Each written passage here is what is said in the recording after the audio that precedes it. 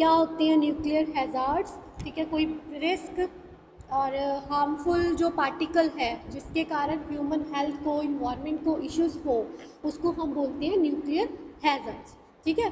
Alpha particles के बारे में थोड़ा सा डिस्कस किया था हमने, बीटा पार्टिकल्स के बारे में डिस्कस किया था, and as well as gamma rays के बारे में, ठीक है, कि these are very fast moving and positively charge बोल सकते हो particles. Alpha particles are fast moving and positively charge particles, where as जो beta particles are high speed negatively charge electrons, ठीक है।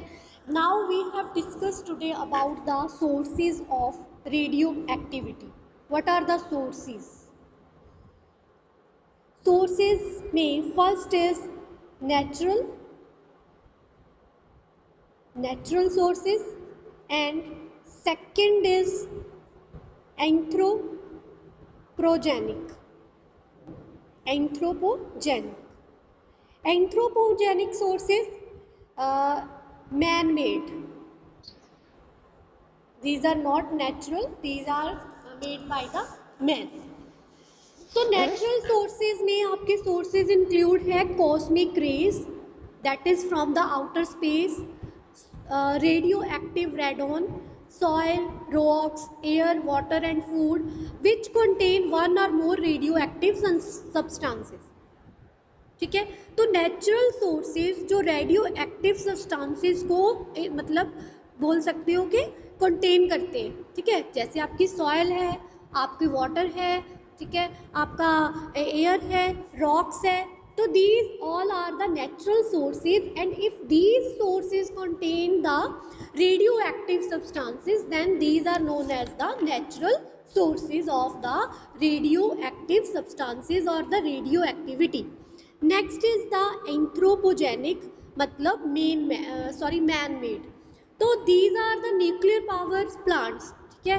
Nuclear power plants we all know कि कितनी ज़्यादा harmful rays को एमिट करते हैं, ठीक है।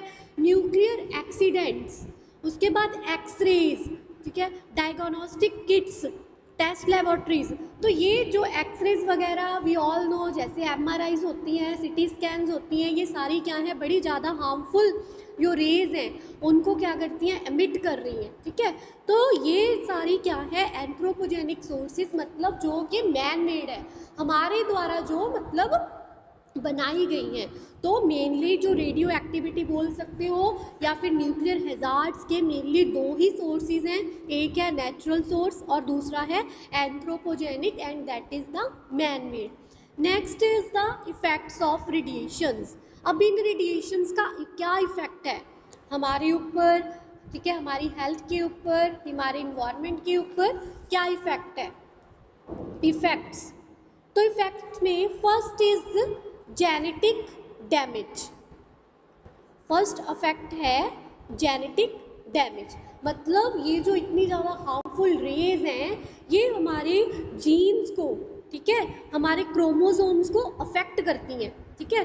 तो ये क्या है, म्यूटेशंस आ जाती हैं इसके कारण, अगर हम इनको इनहेल कर रहे हैं, ठीक है, जब किसी तरीके से ये ट्रांसमिट हो जाए तो इसके कारण ये जो रेडिएशंस हैं ये हमारे अंदर, हमारे डीएनए में म्यूटेशंस को इंड्यूस करती हैं, जिसके कारण हमारे जीन्स, हमारे क्रोमोसोम्स टोटली क्या हो जाते हैं, इफेक्ट होते हैं, और इसका जो डैमेज है वो हमें ऑफस्प्रिंग्स में, जो हमारी आने वाली जनरेशन है, जो हमारे ऑफस्प्रिंग्स हैं उनमें हम मतलब देखने को मिल रहा, ठीक है।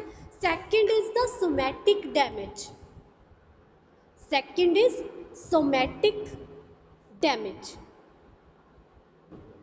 It means कि आपके जो रिप्रोडक्टिव सेल्स हैं, ठीक है, सोमैटिक सेल्स हैं, उनमें चेंजेस आ जाना, इसमें आपके मिसकैरेजेस, ठीक है, इंक्लूड है, थायराइड इंक्लूड है, ठीक है, बोन कैंसर, ठीक है, लंग कैंसर हो सकता है, स्किन को इफेक्ट हो सकता है, ठीक है।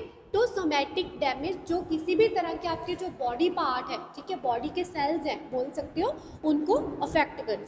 तो these are the two major effects of the nuclear hazards or the radioactive elements or the components. And second अभी हमारा है कि जो हमारा रेडियो आइसोटॉप्स है या फिर रेडियो एक्टिव सब्सटेंसेस हैं, ये बड़े ज़्यादा एडवर्सली इफेक्ट करते हैं हमारे इन्वायरमेंट को, ठीक है। एज वी ऑल नो कि हमारे इन्वायरमेंट में जैसे ही रेडियो एक्टिव आइसोटॉप्स एंटर करते हैं, ये बड़े ज़्यादा इन्वायरमेंट में जो हार्मफुल इफेक्ट्स हैं वो क्रिएट करेंगे, ठीक है। अब जैसे डे बाय डे माइनिंग की प्रोसेस बहुत ज़्यादा इंक्रीज हो रही है, ठीक है, यूरेनियम को हम माइन कर रहे हैं, तो इसके कारण क्या है कि जो रेडियो एक्टिविटी है अर्थ क्रस्ट में, ठीक है, वो क्रॉप्स के जरिए एंटर हो रही है। और अल्टीमेटली अब क्रॉप्स को कौन ग्रो कर रहा है, हम लोग ग्रो कर रहे हैं, तो वो कहाँ ग्रो हो रही है, सॉइल में। तो अर्थ क्रस्ट में जो यूरेनियम है उसकी जो मतलब बोल सकते हो कि उसका इफेक्ट है वो सॉइल में जा रहा है। और जब हम सॉइल में क्रॉप्स को ग्रो कर रहे हैं और क्रॉप्स के ज़रिए वही चीज़ हम अपने अंदर ले रही हैं और सीधा सीधा हमें वो चीज़ एडवर्सली क्या कर रही है, इफेक्ट कर रही है। सेम एज इट इज़ ही, जैसे कि रेडियो एक्टिव सब्सटेंसेस बोल सकते हो या न्यूक्लाइड्स बोल सकते हो, जैसे वो वाटर बॉडीज़ में एंटर करते हैं, ठीक है, सरफेस वाटर में एंटर करते हैं, अल्टीमेटली कई बार क्या है कि ग्राउंड वाटर के कांटेक्ट में भी आते हैं, तो वो क्या है, कंटेमिनेट कर रहे हैं हमारे वाटर को भी, जिसके साथ हमें क्या है, बहुत सारे मेजर हेल्थ इश्यूज होने के चांसेस हैं, ठीक है। तो इसी तरह से रेडियो एक्टिव आयोडीन है जो कि एक्यूमुलेट होता है हमारी थायराइड ग्लैंड में, जो कि कैंसर को कॉज कर रहा है, जिसके कारण हमें कैंसर की प्रॉब्लम हो रही है। तो ये थे कुछ मतलब हमारे इफ़ेक्ट्स के जो रेडियो एक्टिव सब्सटेंसेस हैं या फिर आइसोटॉप्स हैं, वो कैसे हमें ह्यूमन हेल्थ को या इन्वायरमेंट को इफ़ेक्ट कर रहे हैं, ठीक है। And last is the how to control nuclear pollution. हम न्यूक्लियर पोल्यूशन को कैसे कंट्रोल कर सकते हैं, ठीक है। What are the basic steps to control the nuclear pollution.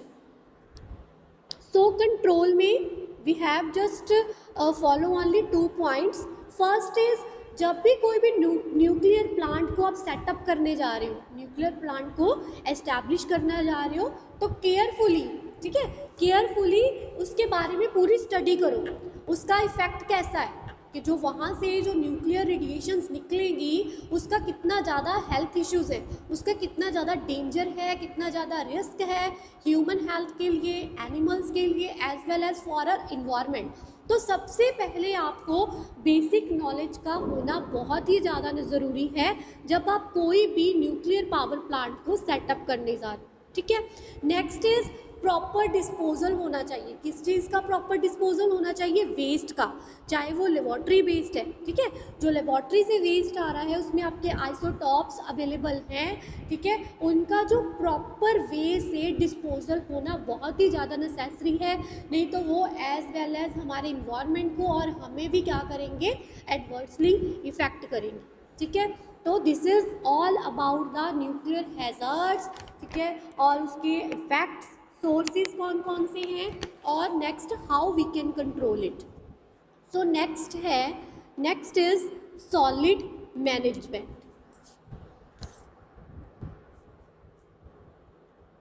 Next topic we have start solid waste management.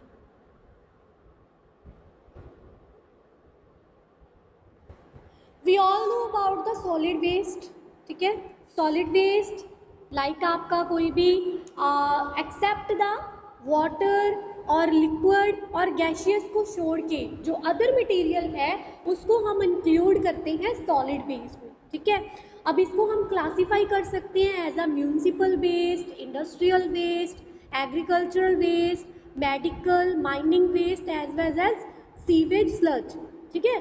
तो जो सॉलिड चीज़ है, कोई भी सॉलिड चीज़, चाहे वो प्लास्टिक हो सकती है, कोई मेटल हो सकती है, ठीक है, तो पॉलीथीन बैग्स हो सकते हैं, these are all the solid waste. और ये वेस्ट कहीं से भी आ सकता है, एग्रीकल्चर से आ रहा है, इंडस्ट्रीज से आ रहा है, म्यूनिसिपल से आ रहा है, ठीक है।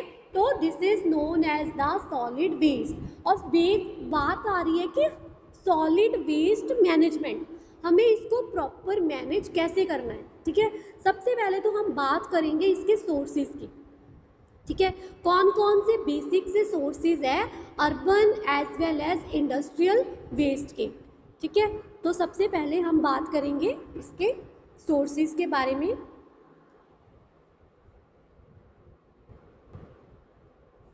तो सोर्सेज में आपके अर्बन वेस्ट में है medical waste from hospitals, hospital से जो मेडिकल वेस्ट आ रहा है, म्यूनिसिपल से जो सॉलिड वेस्ट आ रहा है, म्यूनिसिपल से कैसे आ रहा है, होम से, घरों से, ठीक है, घरों का आपका जो भी कूड़ा करकट है, ठीक है, ऑफिस का एज वेल एज मार्केट्स का, ठीक है, हॉर्टिकल्चर वेस्ट, हॉर्टिकल्चर वेस्ट आपका पार्क से आ सकता है, किसी गार्डन से आ सकता है, किसी ऑर्चर्ड से आ सकता है।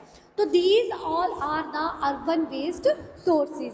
अब सबसे पहले वेस्ट फ्रॉम होम कैसे आ रहा है, कि घरों से कौन कौन सा कूड़ा करकट आ रहा है, कौन सा वेस्ट आ रहा है। सबसे पहले आपको पता ही है कि आपके घर में वेराइटी ऑफ वेस्ट अवेलेबल होता है, ठीक है, लाइक आपके पॉलीथीन बैग्स अवेलेबल है, उसमें एम्प्टी, कोई मेटल, कोई एल्युमिनियम का केन, ठीक है, कोई glass bottles, waste paper, diapers, cloth rags as well as food waste. These all are the solid home waste or the domestic waste. ठीक है, second is the waste from shops, waste from shops. Shop से कौन कौन सा आ रहा है, shops में भी यही कंसिस्ट कर रहा है मेनली, पेपर बैग्स हो सकते हैं, वेस्ट पेपर हो सकता है, पैकिंग मटेरियल कोई हो सकता है, ठीक है, कैन्स हो सकते हैं, बॉटल्स हो सकते हैं, ठीक है, egg shells, tea leaves and so on. तो इस तरह का जो सॉलिड वेस्ट है वो आपको कहाँ से मिल सकता है, शॉप से आ सकता है। Second is the biomedical waste, next is biomedical waste. Biomedical waste में आपके पैथोलॉजिकल वेस्ट होते हैं, इन्फेक्शियस, ठीक है, वेस्ट होते हैं, जैसे आप पता ही है कि जब आप लेबॉर्ट्रीज में टेस्ट वगैरह करते हैं तो वहाँ की जो किट्स वगैरह आपने यूज़ की है, ठीक है, तो उसके साथ आपका कॉटन वगैरह, तो ये सारा क्या है, कोई इंजेक्शन हो सकता है, तो ये सारा क्या है आपका biomedical waste. Next is the construction waste. तो कंस्ट्रक्शन वेस्ट में कोई बिल्डिंग बन रही है, ठीक है, कोई भी कंस्ट्रक्शन का काम चल रहा है, तो वहाँ से जो वेस्ट इकट्ठा हो रहा है, बेसिकली द सॉलिड वेस्ट, उसको